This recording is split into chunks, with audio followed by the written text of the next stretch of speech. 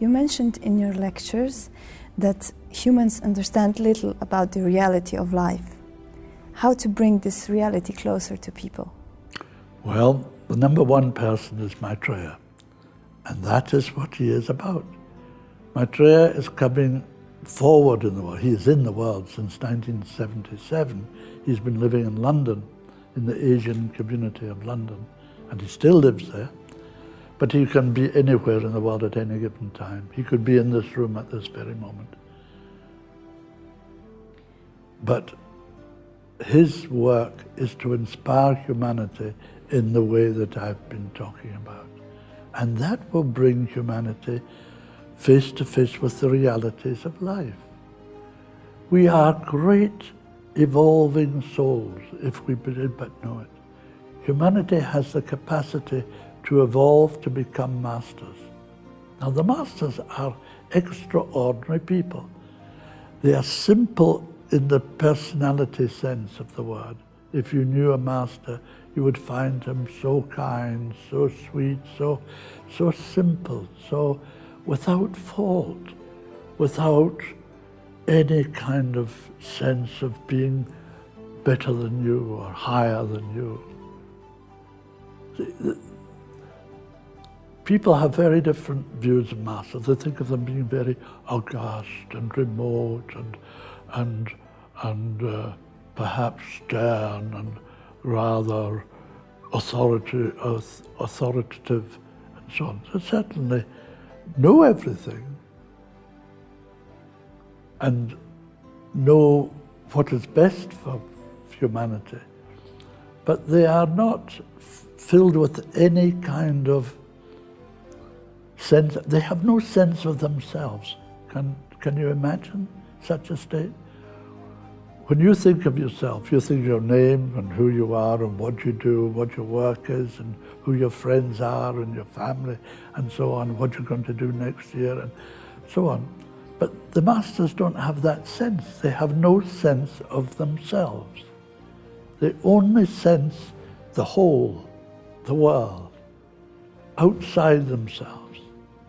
They know what you're thinking, what I'm thinking, what everyone is thinking. They can do their work and split up their minds into hundreds and hundreds, maybe thousands, depends on the level, thousands of pieces. And so they can do thousands of things at the same time. I have a master, I work with a master, and he can say, excuse me, I'm just seeing a disciple who's making a fool of him, he's going to be killed if he doesn't. And he does something, and that disciple is saved. You know? And something over here. And at the same time, he's talking to me. You can't imagine the diversity that exists in life. And humanity thinks that life is a very simple little thing. You grow up from a child, you don't have much in your mind, and then you get a job, and that takes a big place where you go to school, and that takes a big place in your world. Then you get a job, and then you earn money, maybe you start a family, and then that takes up your mind. And it's a very small, limited little concept of what exists in the world. There will come a time, not too in the far, far distant future, but in the relatively quite near future, when we will go to Mars and Venus and Saturn and Jupiter and the other planets of our system, and then out into the galaxy, to the far reaches of the galaxy. Not going for years and years and getting old in the process, but in minutes. Can you imagine that? That is the future. We think of time as existing. The masters know that time does not exist. There's no such thing as time. So if you want to go to Australia now, you think yourself to Australia. A master can think himself to Australia and back again, and he could be doing 1,000 things in what we think is 5 minutes or 10 minutes or a day or whatever. Time is only a way of registering things on the physical plane. You register that you're 5, and then you're 15, and then you're 20, and then 25, and 35, and 75, and maybe 85, and so on. And that's how we register time. But that time is an illusion. Most of what people take to be reality is illusion.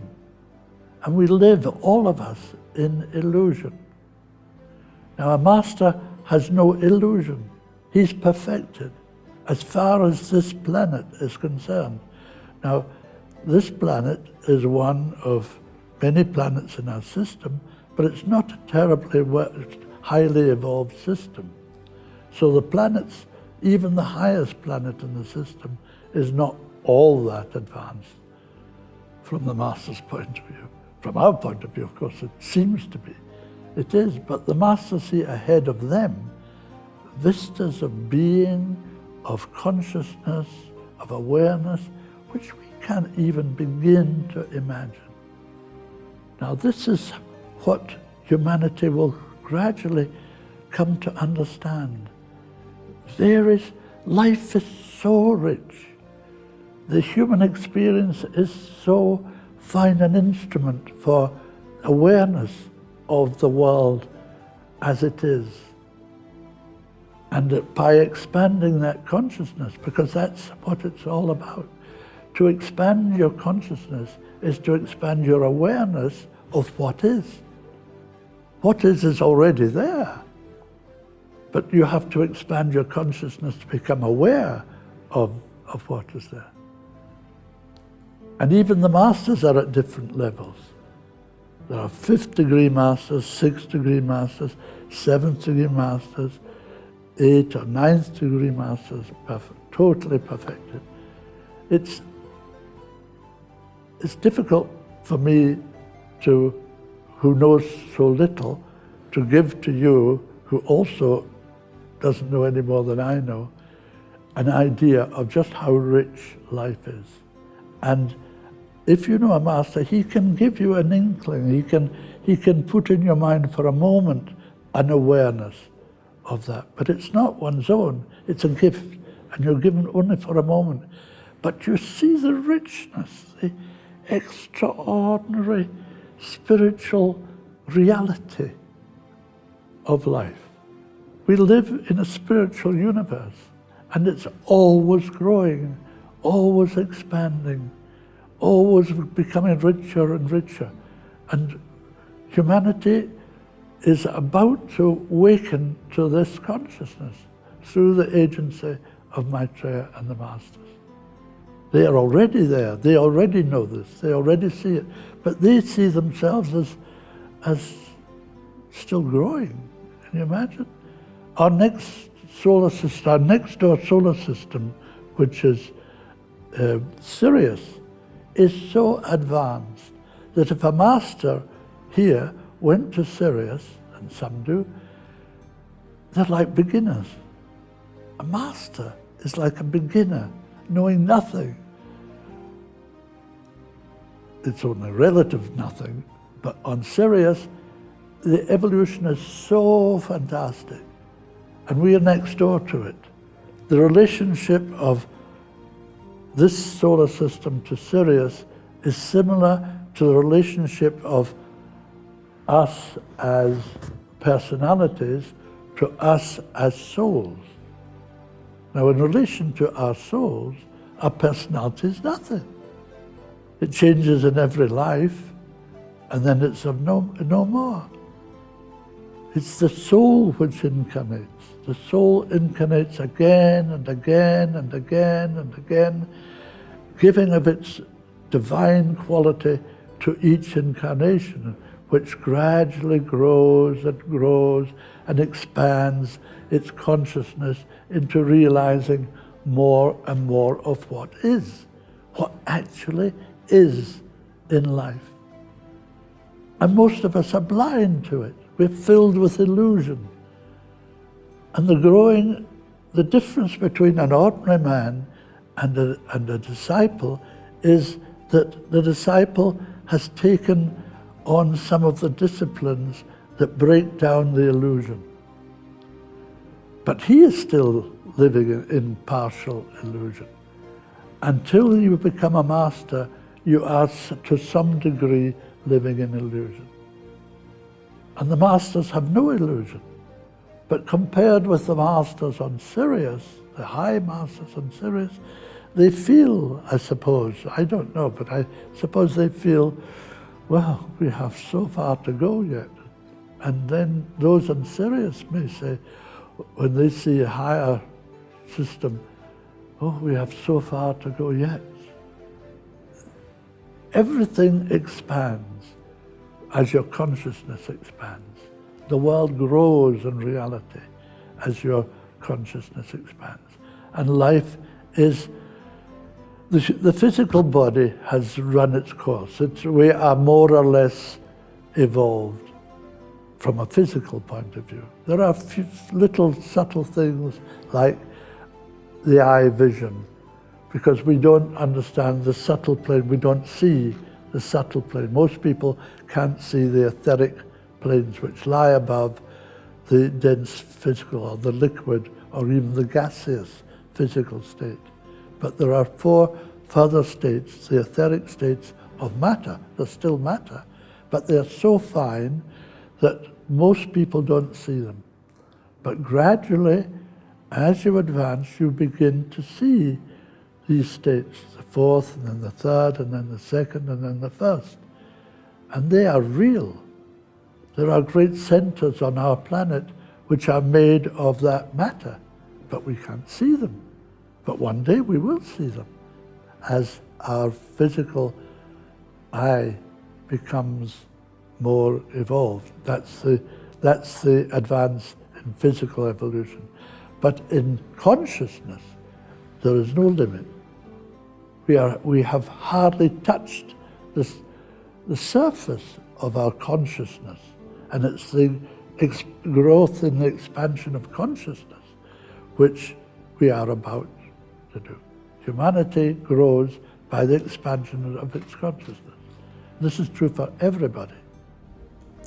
At this current state of human consciousness, to what extent can we influence with our mind and our thoughts, our reality?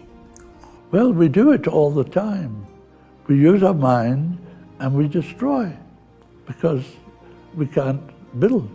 Now, we don't destroy everything all the time. We build as much as we can, but we are in competition all the time. That's destructive. Competition, the very essence of competition, is destructive. It's against life. Life is about cooperation. It's about working together, solving problems together, giving to each other, helping each other. We're all working in the dark, relatively speaking. The vast majority of humanity are working in the dark. They're in a little boat going through evolution, you know, but they don't know where they're going. They just follow a star if they can see one, or somebody who has got a bigger boat. They think, well, maybe he knows where he's going. And we listen, and we listen to what other people say, and where we are attracted by what they say, we take on those ideas. But we're all in the dark. But we should be helping each other because we're in the dark. But we don't help each other. We compete with each other. That's the tragedy. That is why we don't make much real evolution, because we fight all the time. We destroy. Competition is destructive. It destroys trust, and you don't trust the person you're competing with. You've got to win. Competition is about winning, but there are no winners or losers in life. Everybody is winning in life, whether they know it or not. But they make the life. Our thoughts, our ideas make our life. We think ourselves into illness, and we can think ourselves out of illness. We think of creating a society which is just and humane, or we think in creating a society which is built on competition and greed. One is meaningful, the other is destructive. We've got it all at our fingertips if we use our sense. Thank you very much.